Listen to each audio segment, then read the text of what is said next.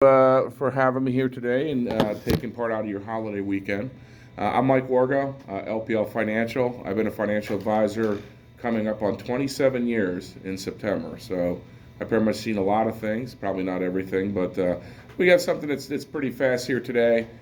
This is fortifying your financial future. I know it says 45 and older, but really this could apply to anybody. You know, and the younger you get, the better you are. The younger you get started, fortifying your financial future. So I'm going to keep it on the ground today and sit down.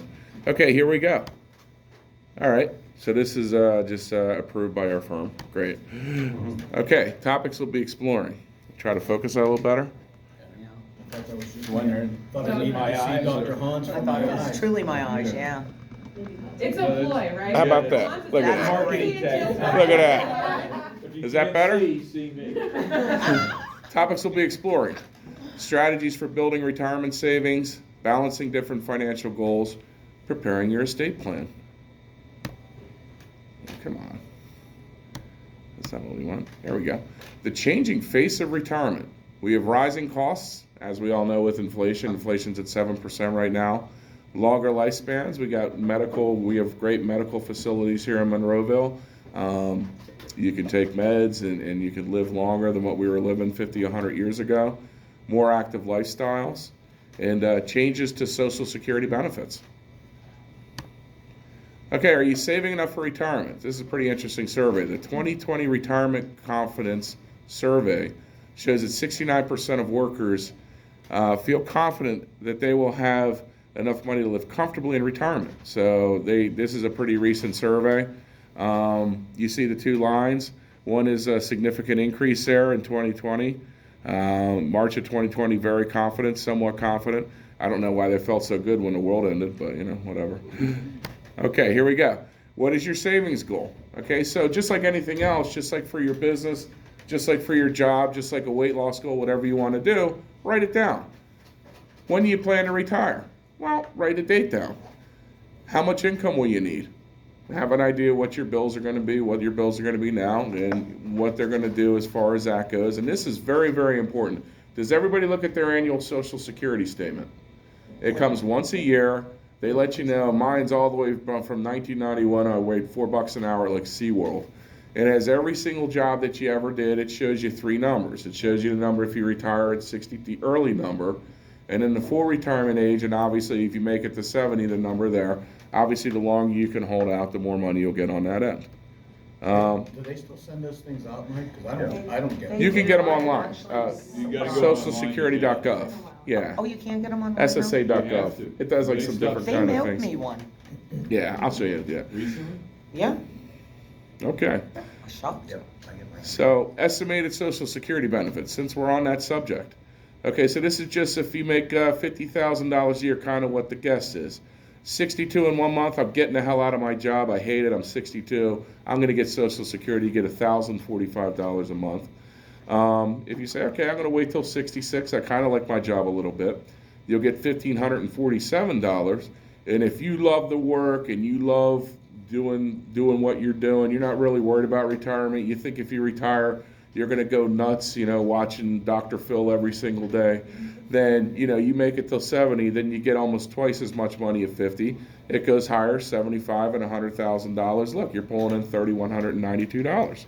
So that's a rough benefit for Social Security, but that's the most important thing you should look at as far as that goes. Okay, now you got Social Security, and we've been hearing a lot about this year, inflation.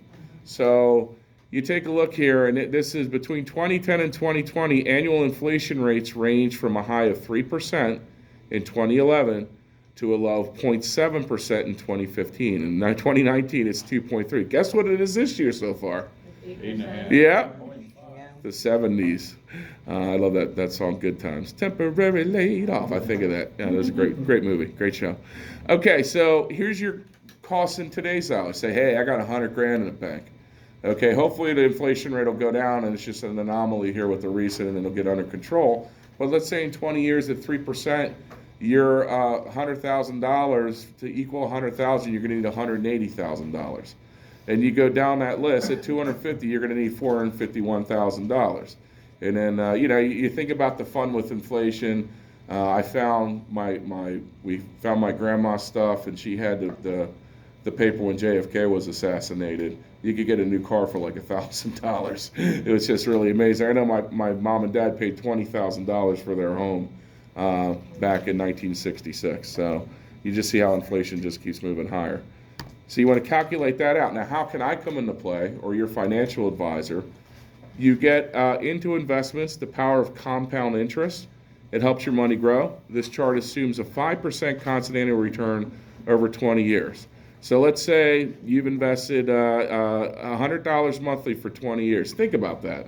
What is that? Is that like, that's like your cell phone bill, right? It's $100 a month for 20 years. And this is the most important slide I want to talk to you about here today. So you do $100 a month. You just forget about it for 20 years, okay? If you can get 5%, or I could get you 5%, your money after 20 years is $106,000. Okay, let's say you invest $500 a month. That's a price of a cheaper car right now. $500 a month for 20 years.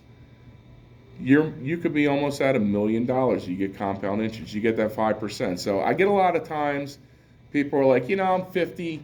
I don't want to. Why am I going to save now for retirement? I never got it right. The hell with it. I'm just going to depend on socials. It's never too late. Look at this. If you could put $500 a month away for 20 years, you could have $861,000. And if you're really into it, you're really obsessed with it, you do $1,000 a month for 20 years. You're going to have $2 million. If you can just get 5%, that's less than what the market's done. So this is how compounding can help. But what I'm trying to relay the most is it's never too late to get started. A lot of people, they get so depressed, and it's understandable why. I don't have any money. I don't have any money. I'm depressed. Why should I even start now? I'll probably live another couple of years. The heck with it. I don't want to do it. But it's never too late. And if you could just put money away, and if you could look at the $100 a month, $500 a month, that can be pretty reasonable for most people. Some people can. I understand that. But if you could just put something away, you can at least have a little bit more than your Social Security for a nest egg. Moving forward, tools for building your retirement nest egg. That's where I come in. I'm like Home Depot. Okay, 2020, that IRA contribution. Okay, if you're under 50, $6,000. A couple months, I'll be in the other club. Over 50, you can put in another $1,000. So you can put in $7,000 for an IRA. For employer-sponsored plans, $19,500. Employer-sponsored plans catch up. So in the old days, when I first got in the industry, it was $2,000 a year for an IRA contribution. So they're really trying to encourage savings. Why IRAs are so valuable, why 401ks are so valuable is because of this, the power of tax deferral. Tax deferral is like you're a superhero, like Superman, and he has the superpowers. Tax deferral is like superpowers for an investment. Here you go, you can compare. Here's a hypothetical scenario that shows how saving in a tax-deferred account resulted in the accumulated savings of $109,000, $92,873 after taxes, compared to $86,368 for a taxable savings account. You look at year one, the blue is tax deferred. I don't know what color that is, but that's taxable. So you move forward. Is that like brown? You move forward. But look at the end there. After 30 years, look how much more money you have. You have $109,000 of tax deferral compared to $86,000 for non-taxable investments. So the benefit is, if you're in a regular brokerage account, every single year you're going to get dividends, you're going to get capital gains distribution. I should have brought my little tax buddy. He's going to be like, I want to have that money. Give me that money. I want it. But you keep the tax man at bay until retirement with a traditional IRA when basically you have tax deferral. So that's the benefit of retirement plans. That's why you want to do that. And you also want to keep the money in, because if you're under 59 and a half, you got to pay ordinary income tax plus a 10% penalty for taking it out. So unless it's an absolute emergency, if you have money in IRAs, you have money in qualified accounts, leave it where it is. Let's move forward. Selecting investments for your savings. Like, okay, hey, Mike, I want to save money. I want to do this. How do I get there? Well, we have a lot of different tools at our disposal. First thing you want to write down is time horizon. Okay, that's the most important thing. If you want to think about your goals, okay, when do I need this investment for? If you need it for in 1 month, then you're going to be limited on what you can do, because you're not going to have a lot of time to grow. If you have your time being 10 years from now, then you can do a lot of investings and build a portfolio, and that's what I do. your risk tolerance. Okay, if you go in, I tell my clients before I meet, okay, here's 2008. Do you see how far this went down? Your account would be down $100,000 as if it's 2008. Let's pretend it's 2008 and you get a statement in the mail. How are you going to react to that? Are you going to freak out and say, get me out, I think I'm going to lose all my money? Are you going to have a long-term strategy and say, if I look at the market over the long term, it's always come back, no guarantee that's going to happen in the future, I'm going to listen to Mike, and I'm going to ride it out, maybe even buy more. So you have to really be honest with your risk tolerance. Sometimes people aren't honest with their risk tolerance, and then you find out what their real risk tolerance is once they're in the game. Is there a certain age that you should be at a certain risk? Yes. Yes, we'll go into that. Typically, you want to have a lot of growth when you're saving for retirements, and as you get more toward retirement, you want to start moving more toward bonds. There's a real old rule, take 100 minus your age. And so if you're 50% of your money should be in growth, 50% should be in bond. That's an old school rule. It tends to still apply pretty well today. Let's move forward. Okay, major asset classes you can buy. High risk stocks. Obviously, that's where you get the most return. The average return of the S&P 500 is about 7%, 8% a year since the beginning of time, since they started recording it. Bonds, you can get a decent return. Be careful with bonds right now because interest rates are shooting higher. A lot of people think bonds are safe. The most famous 5 words is, I thought bonds were safe, when they get their statement. Because what happens is when interest rates shoot up, the prices of the bonds go down. So people see their bond portfolio can be down 10, 20%. But if you remember, hey, I'm still getting income off of this, you have bonds for income, most of the time that's okay. But that's something where you might want to take a look now, because bonds that have longer maturity dates tend to get hit a lot harder when interest rates go up than bonds with shorter durations. And there's things that we can do as far as that goes. And it's stuff with very little risk return, money market. You see your savings accounts, you're getting next to nothing. The only thing that is semi-positive about interest rates moving higher, that will pay you a little bit higher of a return. But you're not gonna become Elon Musk overnight. Okay, measuring potential risks and returns. So here's this is a really cool graph because you see where it starts, 1926. And this is $1. So you got a guy, I was in 1926 and I put my dollar into this investment. If you ever get one of those, here's what it did. So if you put $1, now obviously $1 is worth a lot in 1926 today, a lot more dollars today for $1. But if you take a look, small stocks have averaged around 12%. Large stocks have averaged around 10%. Government bonds have averaged around 5.6%. Now remember, earlier in the last century, bonds really returned pretty decently. You could get yourself 5 or 6% in the CD. Now, since 2008, government bonds and things haven't returned too much. Treasury bills, 3.4%. And inflation over time, and this is something good to remember from 1926, because we've had some rough inflation years, decades in the past, has been 2.9%. But that just shows you how different risks, if you're looking at where to put your money, where that has come into play there as far as that goes. Let's move forward. Okay, staying ahead of inflation. $1,000 today, 10 years is going to be worth $676. In 20 years, $456. Can I do sound effects? In 30 years, $308. And in 40 years, $208. So you want to stay ahead of inflation. You're hearing a lot about it, obviously, in the news. It's been silent, but it's really come into play. But you want to stay ahead of inflation. How do we do that? Okay, balancing risks and timelines. Getting back to your question, a longer time horizon provides more time to recover from short-term fluctuations that may occur with more aggressive growth strategies. So we look at, this is an aggressive stock model. So if you got a lot of years to retirement, 74% in bonds. Here we go. Inflation hedges, cash, and stocks. Now, inflation hedges are good things when it's a high inflationary environment. Commodities, look how good energy's done. Real estate investment trusts. Why? Because prices are moving higher. When prices are moving higher with houses, real estate investments tend to do well. Gold, silver. So 18% inflation hedging strategy, 74%. Actually, inflation hedges is 7%. I guess I'm going colorblind. Bonds is 18%. So that's an aggressive portfolio.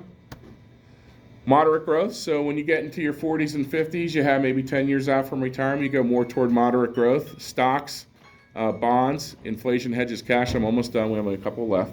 Shorter timelines for more moderate investments. Balancing, tighter timelines for conservative strategies. This is when you're right before retirement.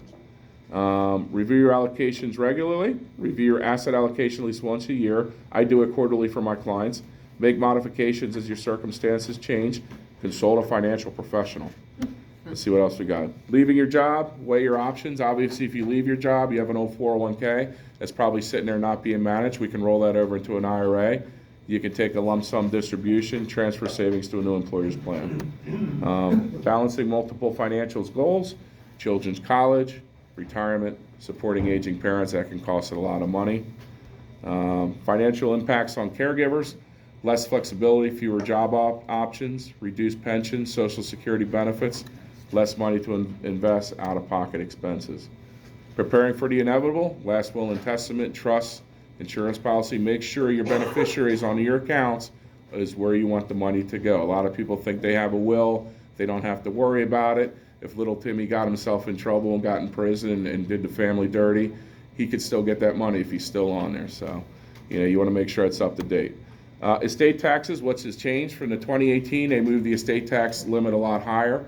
It was $5.5 million, so that means you could get money up to that point. For most people, that's very doable without having to pay an estate tax. Put your retirement plan option to work. Establish your timeline and savings goal. Make regular contributions to your retirement accounts. Invest your savings outpace inflation. If you're older than 50, make additional contributions. Regularly review your asset allocation. Adjust your asset allocation as you approach retirement. Work with a trusted financial professional. Set your goals and timelines and put your plans to work. There we go.